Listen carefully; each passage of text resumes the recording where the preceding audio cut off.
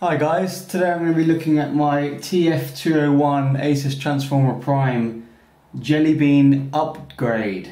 It's just got the Jelly Bean update. It takes about 15 minutes to download and install depending on your internet connection. You can see here on the lock screen we've got Google Now, camera, unlock.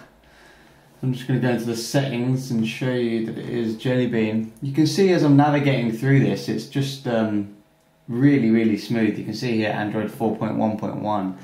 If I click this, we get the smiling Jelly Bean that we've all come to love, and flick them around and, you know, have a good time, have a great time with it all. But what I can tell you about it already is it's so much smoother. I mean, you can see just the speed of navigating through the home screens. It wasn't slow before. I am in performance mode, but it wasn't slow before, but you can definitely tell there's a lot of work being done in Project Butter on this. If we click the button for the task manager, not the task manager, sorry, the app drawer, you can see how quick it loads and the smoothness of it. See how quick that was? And just scroll through here with pure speed. So, okay, the first things I should tell you about is they've removed a few things. They've removed Wi-Fi Direct. It didn't really work anyway. So if I show you in the settings, well, I could never get it to work properly with my stuff. It just isn't in there anymore.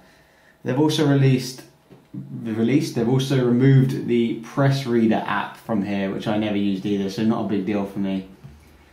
One thing they have added, which I absolutely love, is this. If you go to Settings, Asus Customized Settings, System Bar Lock. This is so needed. Let's turn it off and on. You can see this little button appears here, and you can lock the screen. So if you're in a game, for example, I've got a game I can quickly show you. I was going to do Temple Run, but that's not a good example of it. If we do Sonic, sometimes when you're playing a game, you'd always hit this bar and it would ruin your game experience. Now you can actually lock. You can actually lock that bar. So now you can just play your game and you can't hit the screen down here. And you have to unlock it again. Like that. And yeah, you have to unlock it again to be able to use it. So that's really nice. Swipe those away. What else is there to tell you, really? Obviously you get the Google stuff. Google Now is all working. You've seen my other videos on that. I'll do the test speech. How tall is the Eiffel Tower?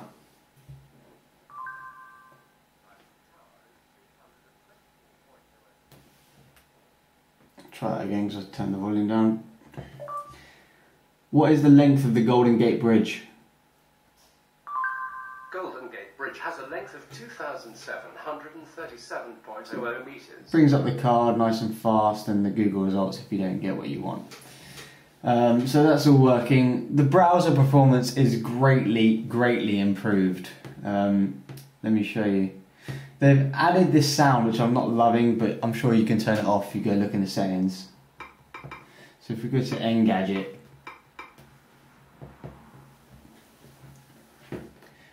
so it's very quick at loading the page.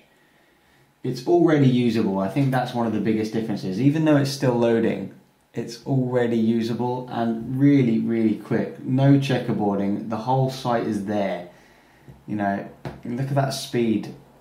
It is very smooth. Pinch to zoom as well, as it's loading. Pinch to zoom as well, really responsive. See, we've got a flash ad there, I'll talk about that in a minute, but yeah, really responsive. So, in the changelog they said they removed the flash support, which we know Jelly Bean does anyway. But if you already had it installed, it will carry over and you will still have it. There are ways to get Jelly Bean if you don't. You can go to XDA Developers and get the app, so it's not all lost yet. But you can just see that that is fast. And like I said, the pinch to zoom, it's kind of hard to do this one with my wrong hand, but Really, really responsive. Let's try a different site. Let's try the Verge. It's quite a heavy site, so we'll give that a shot. It's a really good. I haven't been using it for that long. I flashed it this morning, and I've been having a little go. It feels like a new tablet, which is always nice, you know.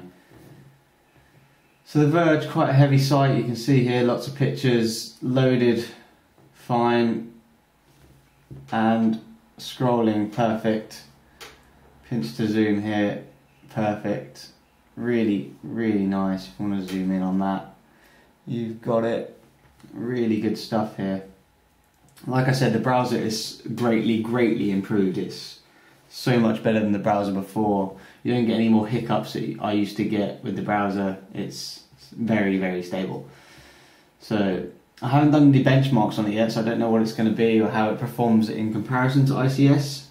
But it really doesn't matter. In benchmarks are just benchmarks. I can tell you that this is Jelly Bean is the smoothest it will get. Even if the benchmarks are lower, it is the smoothest. Another quick thing to note is I've got a CPU spy here, and well, first thing you'll notice is there's a lot more steps, and the weirdest one to me is the 51 megahertz here under the 102. That is the lowest I've ever seen a device go, 51, and that wasn't there when it had Ice Cream Sandwich. So they've added more steps to it, and it seems to use 1400 megahertz a lot more than it used to. But yeah, otherwise it's a great experience. If you're thinking about not upgrading, don't upgrade this. The browser alone is worth it. So yeah, make sure you do it. All the other good Jelly Bean stuff is there. I'll just go into the settings quickly and see what the differences are. Okay, so you can see here the accounts are split up. It used to just be one accounts and sync button before. They give you a power saver option when your battery gets below 15%. All this stuff you can turn on and off, or turn off, the brightness will go down. You know, all that good stuff. Customization stuff. Yeah, all the same really. I haven't tried the dock with it yet, but I'm sure it's all the same. My favourite feature that they've added though is the lock screen here. It was greatly needed, and now we got it. So no more pressing the wrong button in a game and ruining your game and exiting by mistake, or pressing the home button is what I used to do a lot. So yeah, anyway, let me know what you guys think of this. As always, please like, comment and subscribe if you like my videos. There'll be a lot more coming. See you guys later.